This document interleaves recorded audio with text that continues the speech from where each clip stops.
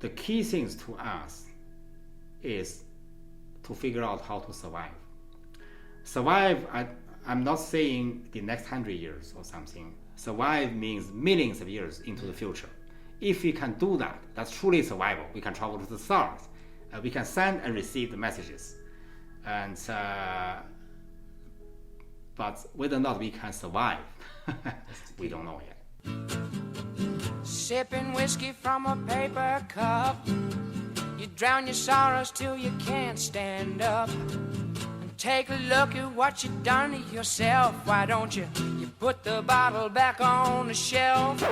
I can't tell you how grateful I am for your time, being with somebody with your experience, with your know-how, and most of all your vision. For me, it's an incredible honor. I'm with Jonathan Jiang here in the Caltech Institute. I just want everybody to know here today that Jonathan is a private individual, private citizen, not speaking on behalf of Caltech or NASA or any institution, just on himself. So I have my first question for you today, which is something that I think you get a lot of. And what made you fall in love with science in the first place? Okay. And I think it began when I was very small. Okay, I was actually born in Beijing, in China. So at that time, China is very isolated. But I remember in 1970s, in the mid of 1970s, there's a radio broadcast station. It's called Voice of America. Actually, it's very interesting. My father is an electrical engineer, so he had a homemade radios. Okay, when you turn the knob, you can see the noise. Then finally, if you adjust the knob correct, there's a Voice of America. It's very interesting. It's different with the radios in China. Voice of America, boom boom boom boom boom boom boom boom boom boom boom boom boom. Boom, boom, boom, boom, boom, boom, boom, boom, boom, boom, boom, boom. Voice of America. It's very interesting. So they talk about lots of things, okay, and the American life and culture, even food.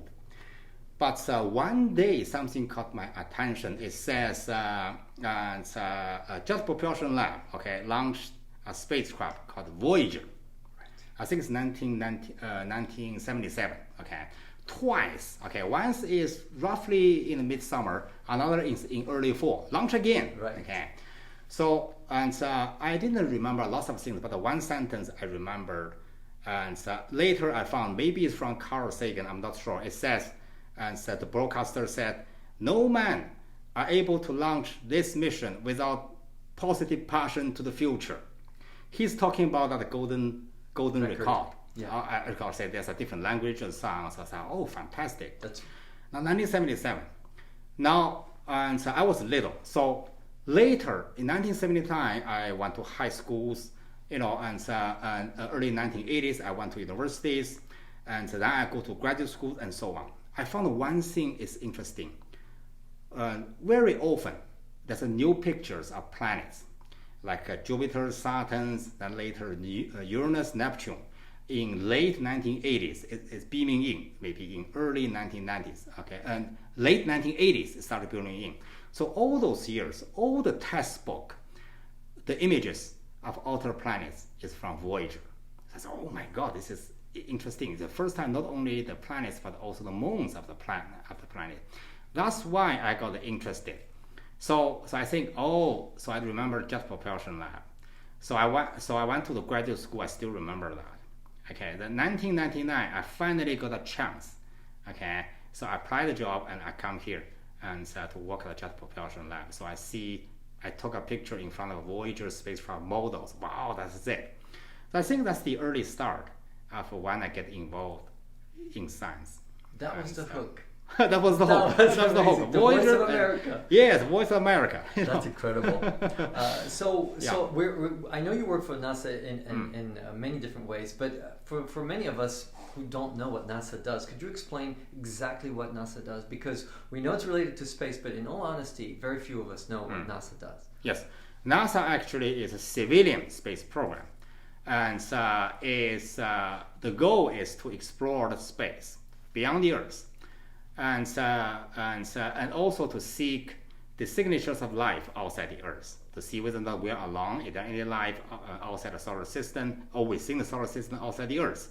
So that's the part of NASA visions. Of course, at the same time, to seek new knowledge, to enhance the basic understandings for the humanity. So that's what NASA does. And of course, NASA, sent spacecraft to Mars and landed on the Mars and to the Jupiter's moons and to the outer planets. And NASA also had a space telescope to observe the galaxies and stars and also exoplanets. So this is basically what NASA does. And yeah. And how many telescopes does NASA have today? Okay, and James Webb Space Telescope. Mm-hmm. Okay, it was just launched, and also it's a TESS, TESS, and I think it's Transit Exoplanet Explorer, something like that. Mm-hmm. And it used to have a Kepler telescope, but the Kepler telescope is already dead. Mm-hmm. And of course, Hubble telescope is still in the orbit. Yeah. Okay, so those are the famous and observatories, in space. There's others around the world that are massive as well. One in China that just opened, which I believe is humongous. That's right. We're collecting a lot of good data from. Are they in conjunction with each other in terms of how we're collecting that information? Just curious if. Okay, and I think we have collaborations around the world, and with European space agencies, with French, and there's a lot of ground-based telescopes as well. And but NASA don't have collaborations with China. For example, this is because there's a Congress, there's a special bill, and forbids us to do that. But nevertheless, and the scientific discoveries, if you publish in the open literature, of course we know each other. So, yes, we know a lot of information, although we don't have a close collaborations with China. It's a shame. Right. Yeah. Allow me to please ask you, Isaac Newton, Galileo, physicists that really made a significant change to civilization today. In your mind, what do you think they have in common, all of them, in terms of commonality aspects in this regard? Okay, that's observation. Mm-hmm. Okay. And to find if in a very early time in Galileo's times, you observe heavy object and light object force the same and same accelerations. This is the one observations, and also you just by observe the shadows of the sun of the stick you put the ground at different locations is different. You figure out the Earth is round, it's not flat, and things like that. By observe how the planet moving around the sun and the moons and moving around the planet, you figure out their laws. Okay, like Kepler's laws, and you are able to abstract it into the Newton's law of gravity. So this really opens our eyes, and of course, the one magic, and because when I study the Maxwell equations, I come up realizations. The universe can be understood by mathematics. This is a mystery. Actually, it's a great mystery. Why? Right. Why the universe can be understood by mathematics? Without mathematics, is the quantum mechanics and like general theory of relativity, even the Big Bang theory, you don't know. Just by observation. So both observation and mathematical and thinkings, are able to form our understanding of the universe. So basically, these are mathematicians that brought physics to where it is today. They were the foundation of it. In regards to the theory of relativity, however, there's something that's very interesting to me. Is that all we're basing our time frame upon? Is that math equation, or is there other ways of you to measure the distance between the planet Earth to Mars or beyond? I know we're going to talk about other planets as well. Oh yeah, the distance, to measure distance, there's many ways. Okay, for example, parallax. Okay, you observe the planets at different seasons, and slight different observed stars, and there's standard candles. Like pulsar, the variable star, their period is exactly relates to the luminosity, for example, and also redshift, things like that. There's many ways, and to do that. Now, you mentioned the general theory of relativity, and actually this is really evolutionary, our thinking about the universe. And, actually from general theory of relativity, there's no such thing as gravity. Okay, it's a curvature of time. It's a curvature of space and time. And so to make object fall, people sound like crazy, right? The beauty is, and the predictions can be proved by observations. The famous, during the eclipse, the light is bent, and if you send a clock to the orbit, the clock slows down, and things like that. That's essentially all the experiment was proved, and general theory of relativity is correct. And of course, Big Bang theory and some of the string theories, things like that, and maybe something cannot be proved, but yet, okay. And but we assuming this is still stands until one day you prove some experiment to say, hey, this is wrong. Okay. So Newton's classic theory, there's an experiment already to prove this is not complete. So that's why science is advanced. Interesting. Right. When you worked on the Arecibo message project, were you able to bring some of that? Because maybe you should explain to the audience a little bit about how that project came about, how we're sending messages and we're transmitting a little bit of our culture, civilization abroad. Right. Okay. There's the motivation for writing that paper actually coming out long times. Okay. Now, in 1970s, when I was still in the school, I heard about our Arecibo messages. Okay. And I remember I had a little discussions with my father, and my father disagreed, and he said, "Well, if you're sending out a message to the deep space and to the stars, galaxy, you are representing the citizens of the Earth, right?" So that said, and my understanding is, although my father didn't say that clearly, is one country or even one institute are able to send out this message without consensus with the citizens of the Earth. So for a long time, I had an idea, and we want to publish the message in an open literature so everybody can see it before we're able to send out this message. So I have this long time. Now, when the times pass by, I realized and our Arecibo message needs to update. 1974, at that time we don't have internet, we don't have iPhones, so lots of things is different. And we don't have the mapping of the DNA, for example. And also, besides our Arecibo message, our Arecibo message is not complete. For example, the Pioneer spacecraft carries a plate. Okay, that's a man and woman's, and I think this is good. That's the definition of humanity. Exactly. Humanity is life. The definition of life is reproduction, and but humanity reproduction is through the sex, and all the cultures, maybe conflicts, is related to the sex, and so that's important to describe what is human looks like. But that picture needs to update. Okay, because that original picture is a man's raising hand and the woman is obeyed. We think, so the new designs, both man and woman raising hand, is equality of man and woman. So there's many things I need to update. So actually few years ago, before COVID, and in the international conference, I mentioned this to a few scientists, and they all agree. This is good, we need to, so that's the original motivation to update this message. And finally, we are able to work together with a final team and to have the paper. Yeah. And this message, it's 3 minutes long, or how is it encrypted and how is it sent? Is it sent as an audio file? I mean, I imagine. Oh, no, okay, it's binary, and the binary I think is essential. Okay. And it's sort of universal languages. Okay, that's so true. Say you speak English, French, or I speak Chinese, speak Japanese. Or coding. And nobody understands that. And now, but everybody understand if it's intelligent civilizations, like yes or no. Okay, black and white, 1, 0.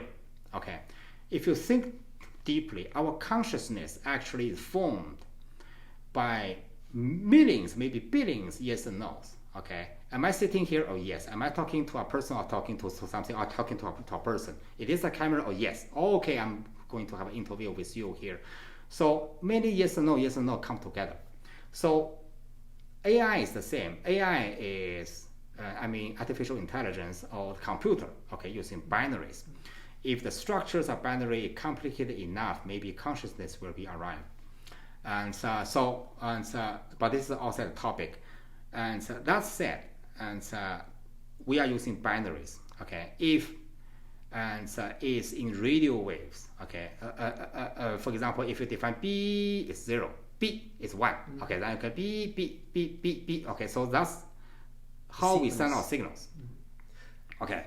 And using radio waves, yeah. So we in essence, these are vibrations that you're sending out. We are made of vibrations ourselves. So I assume the whole universe is also, in a way, balanced by a binary formula. Is that kind of what's happening in the universe as well, in terms of how we are communicating and how we are traveling through the universe? Okay, this is something complicated. Okay, and there's a question about the life and universe is analog or digital, and actually we don't know. Okay, and and our life is carbon based.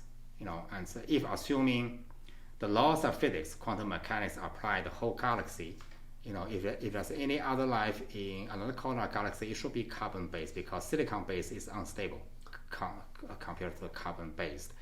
Now we have a consciousness. Our neural system is very complicated, but maybe in the future, artificial intelligence have a higher IQ than us. That some scientists predict that, but I'm still thinking.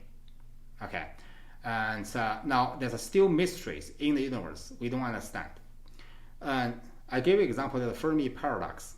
Okay, Fermi paradox says there's hundreds of billions of stars in the galaxy and trillions of galaxies in the universe. Why nobody visiting us? Okay, two possibilities.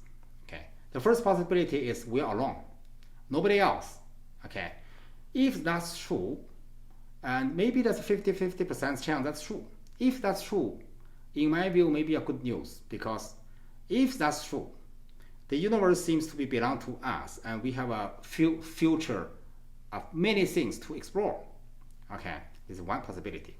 The second possibility is there's great filters. Okay, and so before you are able to travel to stars, you are being killed. Now you think about us. We are advanced. We have a cell phone. We have computers, everything. You have cars. We have a rocket, spacecraft. But based on our current understanding of physics, it's impossible for us to travel to the stars. So reach for the stars is a dream, and it's not reality. Even the star closest to us, 4.3 light years away, Proxima and Centauri, you are going to take more than 10,000 years to reach there.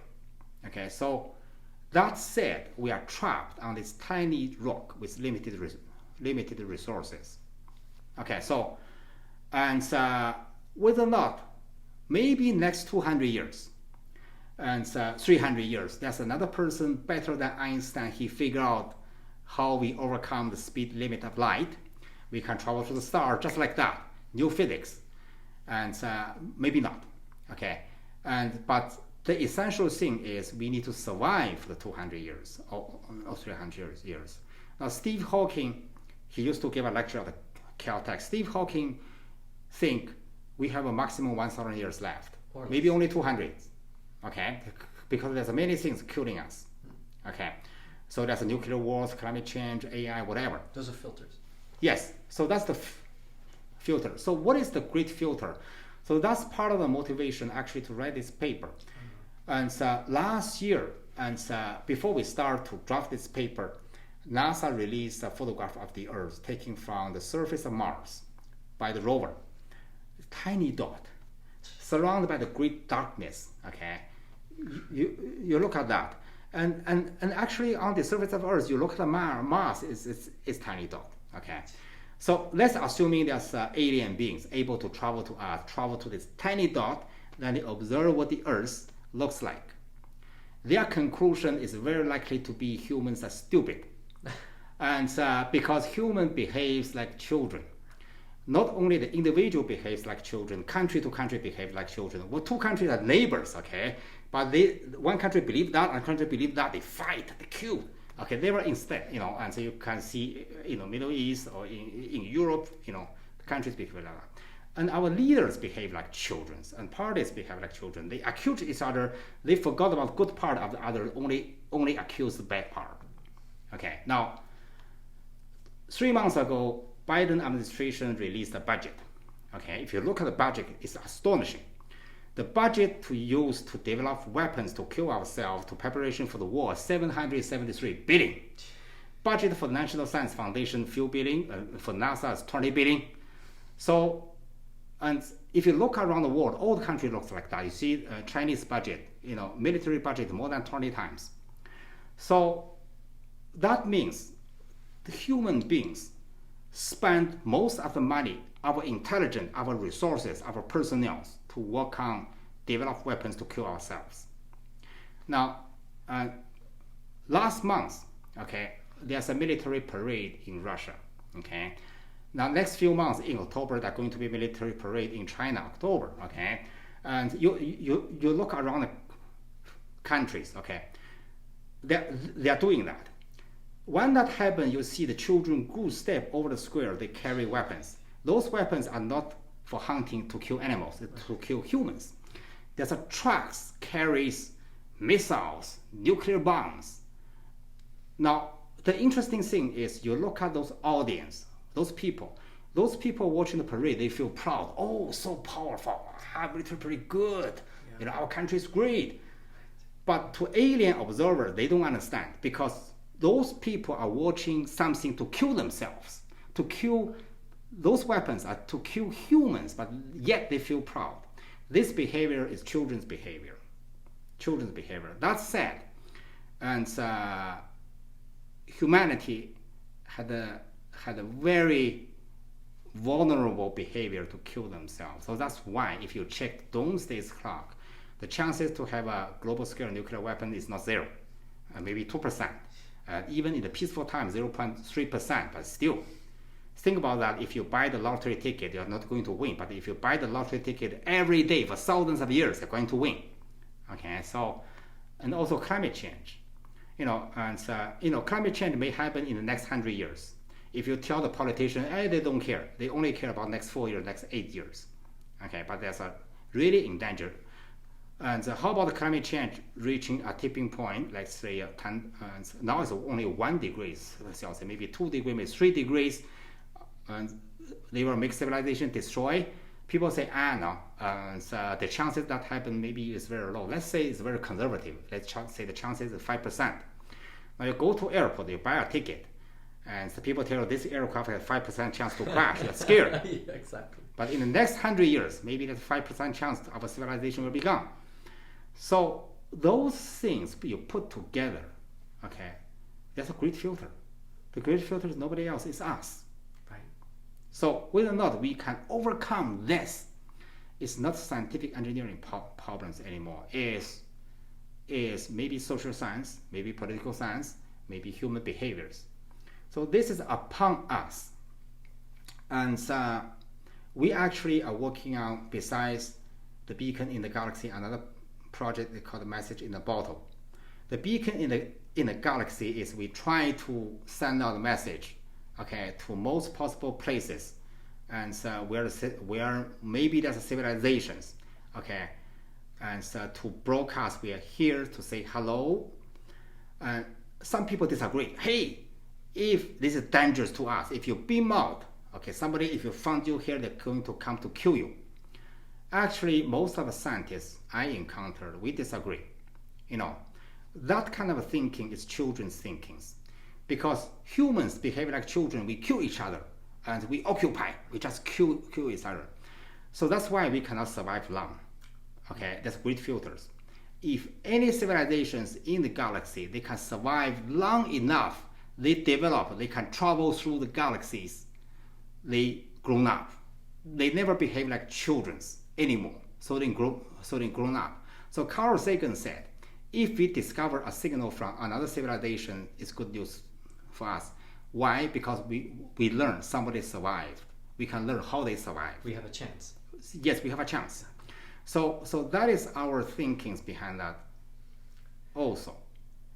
So it's amazing the different verticals that you're presenting here, because I don't think people realize how fascinating this is and what it means for us to get at least some hope, some ray of hope in what's going on today. But so this message in the bottle that you meant is sort of like a time capsule in a way, right? I mean, we're sending something that was assembled today. Yes. It's down the stream. It'll reach someone in 2,000 years, 200,000 years. Maybe a million years. Maybe a million years. Yes, that's right. But so there's got to be something that has you pass this on, this torch, to the next generation as a ray of hope. I believe this is what you're doing. You're passing this on. Yeah. So I mentioned another project and I try to help. It's called a message in a bottle. It's ESEA and Voyager spacecraft carries golden disk. Okay, NASA just approved the mission, Interstellar mission, to be launched in 2036, I believe, by Johns Hopkins Applied Physics Lab. It's an interstellar mission, and so probably I need to study that mission in detail. Is to observe the Neptune, Uranus, and the outer planets, then eventually fly out. We need an updated version of golden record, okay, and that's the Carl Sagan. Yes. Yeah. Carl Sagan's version, and I don't think it's went through the peer review and published, but we want to went through the peer review published. What's the content of that message? It's a message in a bottle, and we threw in the cosmic ocean. Maybe a million, maybe a billion years in the future, somebody picked up, and to say, once upon a time there's a humanity, and so there's a human. Actually, this is inspirational. We want to send out this message not only once but twice and 3 times down the road. Every now and then we send out this kind of a message. But go back to the question again, whether or not we are alone, we don't know. It's a great mystery. The universe is a mystery. It's like Richard and Fireman, Caltech professor, used to think the universe is like a chess. Okay, it's a chess games, but we are not playing the chess. Maybe the gods is playing the chess. We are watching the chess. Right. So the rules of the chess is the laws of the universe. So there's a lot of mysteries. Okay, so whether or not we are not, alone, we don't know. But how about we also move a piece, okay, to see what happens next. Yeah. Okay. Yeah. So we send out a message to see, hey, okay, and if anybody replies, okay, it's kind of interesting. And kind of interesting to do that. And another layer, it was discussed a lot in my team, is our understanding of the universe may be wrong, okay, and maybe incomplete. Let's say my neighbor has a dog, so I watch the dog every day, because he's taking the dog for a walk. One day we discussed, no matter how hard you teach the dog, no matter how clever the dog is, the dog will never understand the moon moves around the earth, earth moves around the sun. Because the IQ of a dog 10, maybe 20, and so he will never understand the world as humans do. Humans' IQ maybe 100 or maybe 120, and so we understand the world much better. We understand lots of things. But remember, our brain power is also limited. Maybe it's possible some beings or maybe AIs in the future have an IQ 200, 500, 1,000. Then their understanding of the world may be much better than us. So there's a mystery to us. Whether or not there's a multiverse, whether or not there's a what is dark energy, dark theory, what's inside the black hole, it's very hard for us to understand because our brain power is limited. And those limitations are limited by our knowledge of math, or is it more limitations on education? How would you define I think it's by our body and our brain, okay, and is our biology, okay, and so our IQ for the past few thousand years not improved yet, okay, and so I'm not sure, I'm not 100% sure yet, but maybe possible the computer speed is increased, the AI chip, maybe in the future they will have an IQ. I know AlphaGo's IQ maybe 70. Yeah. Okay, they can play the chess better than human. Right. Okay. In the future, it is possible to have an AI IQ is better than us. They will understand the universe better. Okay. Then there you go. So Yes, in yes. essence, are we creating a new race? Do you agree with some people saying that perhaps we are indeed creating a new race? Is that possible in your perception? Yeah, maybe. Wow. Yeah. That's amazing. So although I'm not 100% sure whether or not AI can pose a danger to us, to overtake us, at least we should be aware of. Yeah, we should be aware of it. Wow. Okay. That's amazing. And but it's very hard to convince people to aware because companies are for perfect. Okay.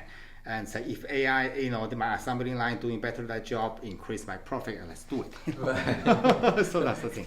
Yeah. Bottom line is still an issue, I think. Right.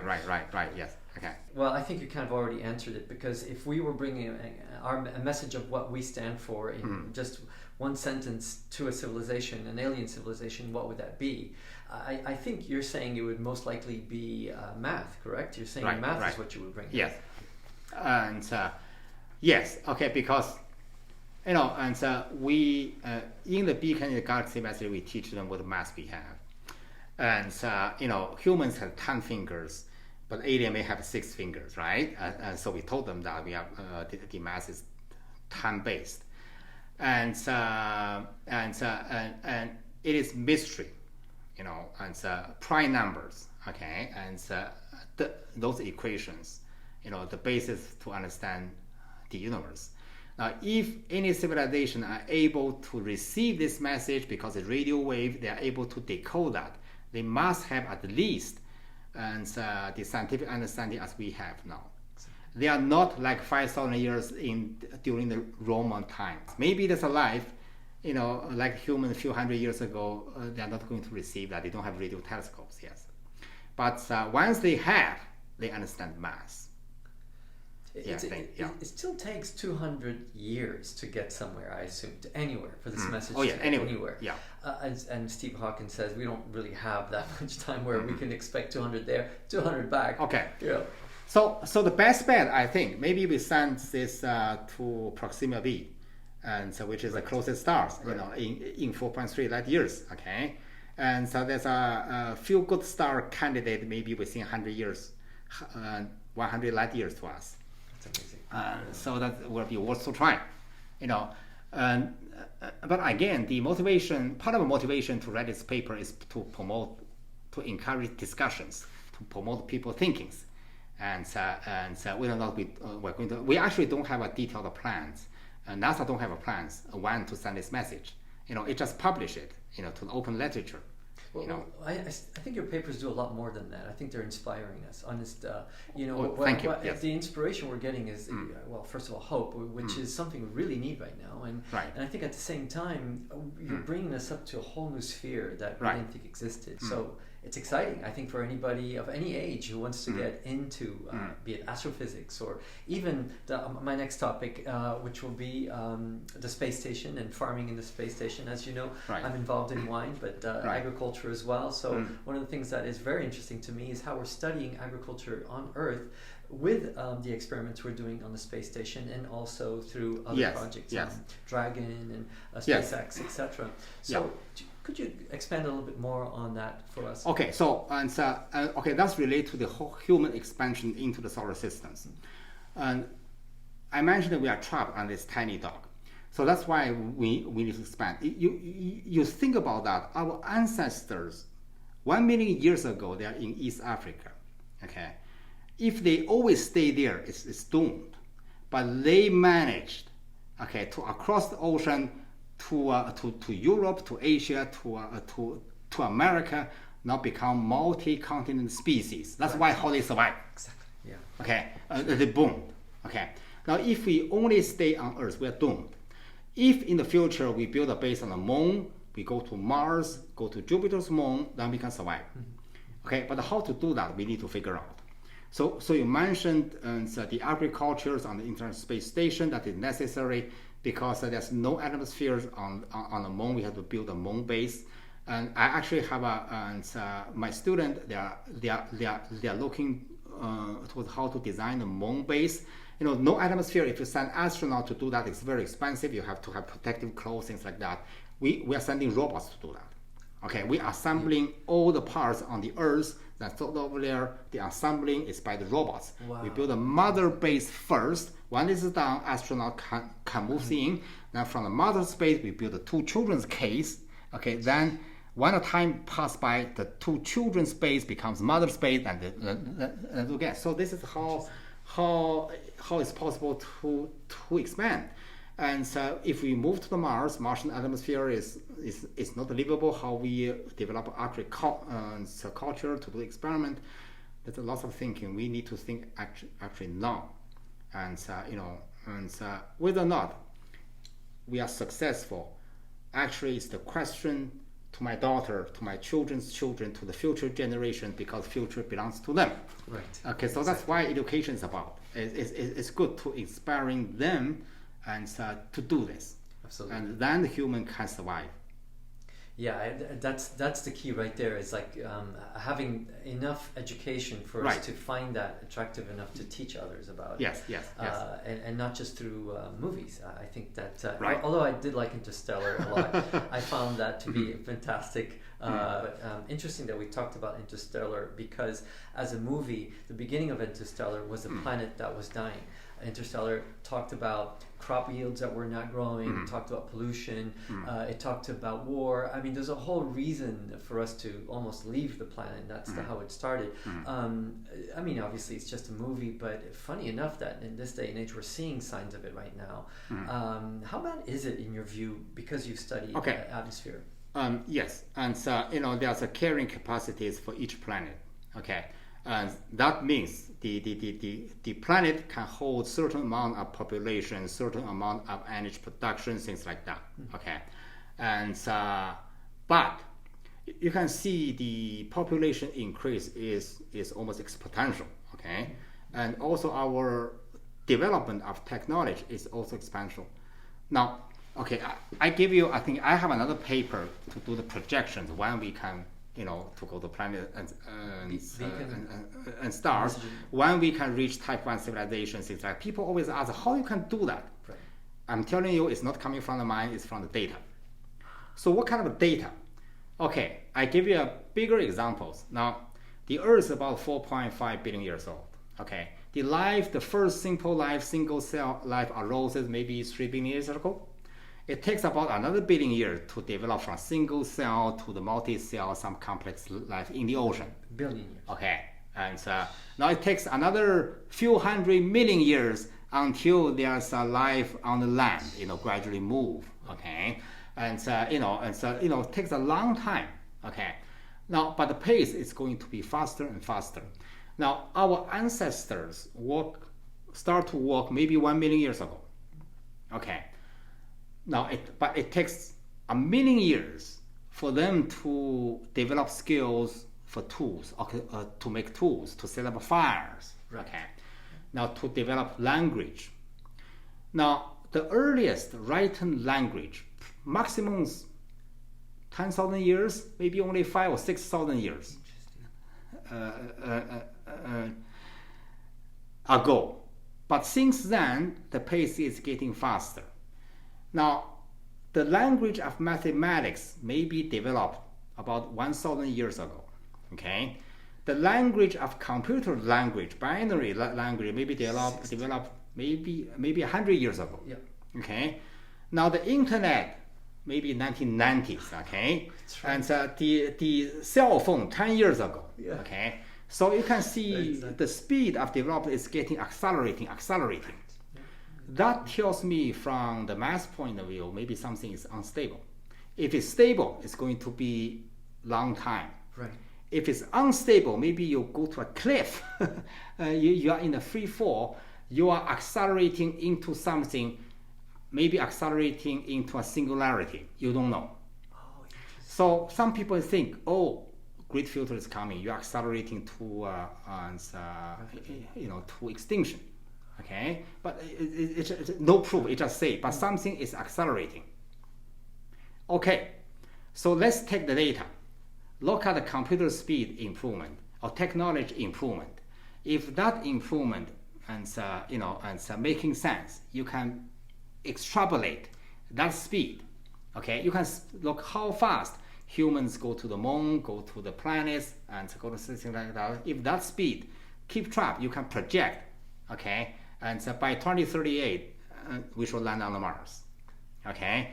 And by 2070, we should land on the asteroid, and by 2250, we should be able to go to Proxima B, okay? So that is, and also the civilization type 1, okay, and it used to be calculated based on the how fast we consume the energy. If it's 10 to the power 16 watts, and then it's civilization type 1. If it's 26 watts, type 2, 20.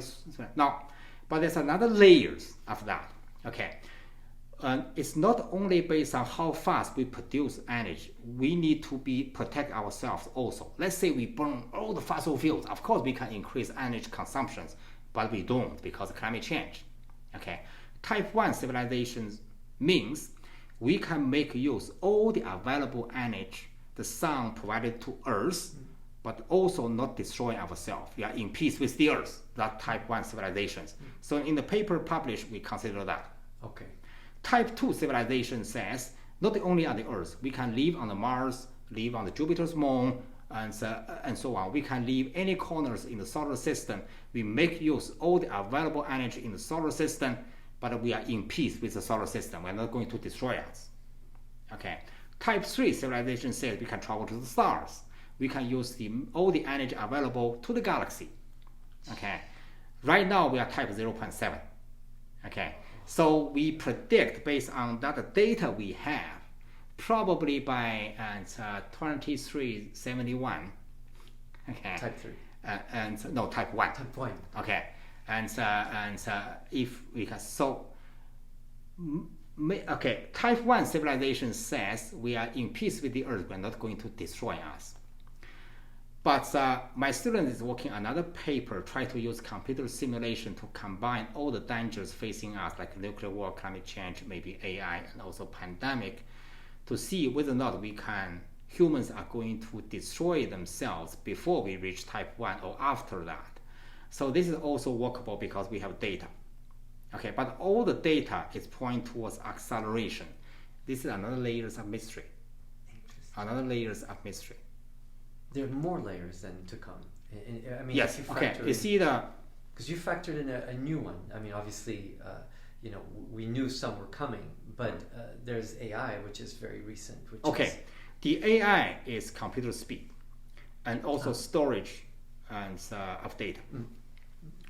Computer speed is critical. I mentioned to understand the universe, you need to know the mathematics. For example, you need to know differential equations.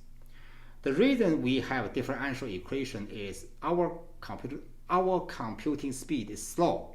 So you cannot compute all the delta t, delta x, delta because too much. Yeah. So we just use formulas, calculus. Yeah. Computer don't care. Computer speed is fast. Computer don't have to know calculus. The only thing they know is plus minus. That's it, because they can compute all those things at a fast speed. So in terms of mathematics, computer maybe overtake us. Right. So in that sense, they may be better understand the universe. It is possibilities. And so one, and we don't know. You can have an assumption. If the computer speed is exponential growth, you can predict approximately 1. And you can assume maybe, give it essentially plus minus 200%, you can be lower, but you have a boundaries. Okay. And so this is kind of challenge to us and also provide a warning to us. And one of my goals is to publish some papers open to the public so people can notice that and to pay attention. Otherwise, they only look at what's here. into them. Exactly. What's into them. Yeah. Then there's a great filter. They are not aware. With Web 3.0, the decentralization of our communication and the way we exchange information, I really think that's what you're doing will be a great benefit to that as well. Right. Yeah. I think Web 3.0 will be fantastic for many, many reasons. And thank God for what you're doing, because it'll open up that aspect as well. Right. I read some other articles say the quality of sperm is also decreasing. In the developed country like Japan, for example, the birth rate is decreasing. So already something started, point out. I'm not saying towards extinction, but something started. Okay, we got to think about that, and we got how to prevent that. Of course, there are the research of microgravity things like that. And in my view, it still takes time. It's certainly not solutions to us. But with the speed of things, it certainly seems alarming that we're not paying attention to it. And as you say, we're spending 100% more in armament and. Oh yes, and so you see, hey, and so talking about asteroid hitting the Earth, okay, and so every year you see the news, some asteroids pass by, and the closest one between the moon and Earth's orbit, you'll see, hey, the chances of hitting Earth 0.001%. Okay, it's low.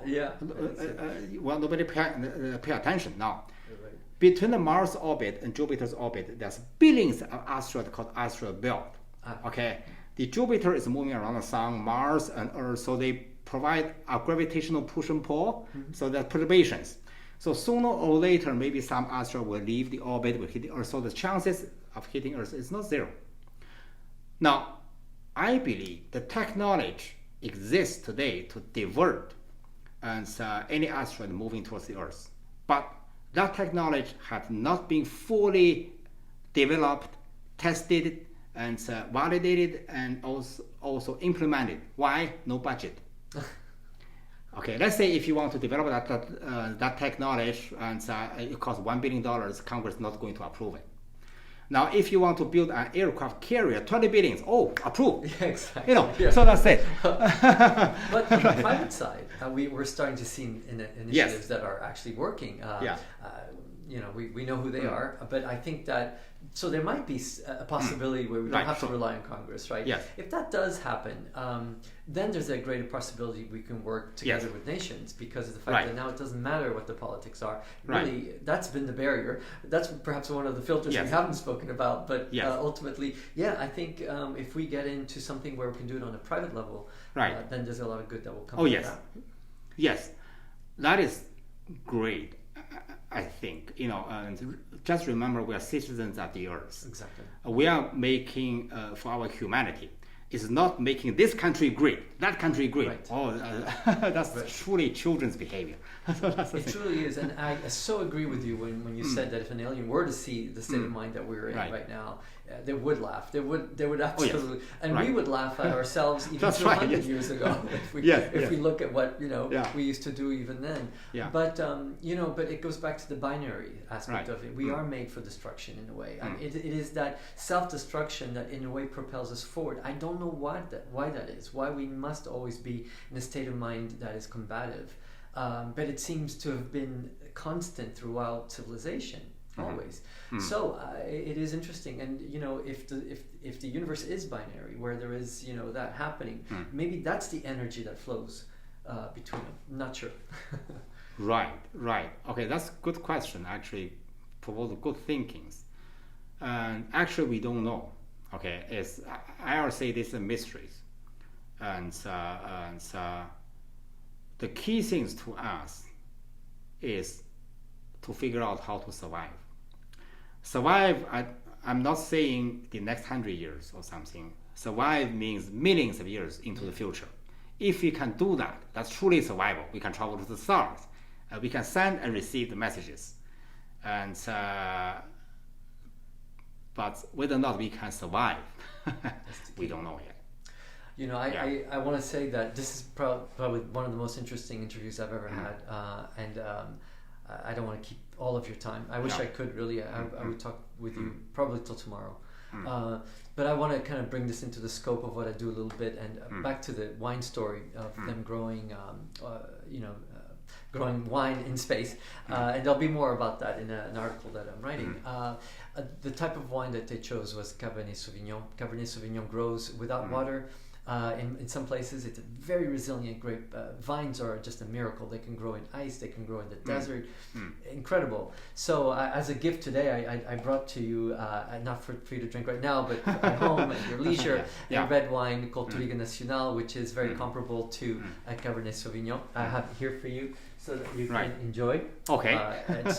It's a Portuguese wine, and the south of Portugal, it's very hot, very warm. Right. And there we have something which is... Thank you very much. Yes. It has an emblem of a star on it, which is why I brought it. It's Yes, called that's Comendador, which That's means it's a very important symbol. You are about the stars, so therefore I thought it was very fitting. I have one final question, which I think is important. And excuse me, because a lot of times I go straight to the point, but sometimes I don't. But Aristotle did say this, and this is something I remember. He says, doubt is the beginning of great wisdom. I repeat, doubt is the beginning of great wisdom. For you, what is your doubt? Okay, and my doubt is, and I used to think whether or not we are on the right path, we can survive. That's my doubt. People talk about be positive, to have a futures, future is bright. And I think if we don't change ourselves in the fundamental ways, we cannot survive. So I have a doubt whether or not we can survive. Again, to survive means millions of years to the future. And survive means we can reach for the stars. Maybe we can some sort of survive on the Earth, for a long time.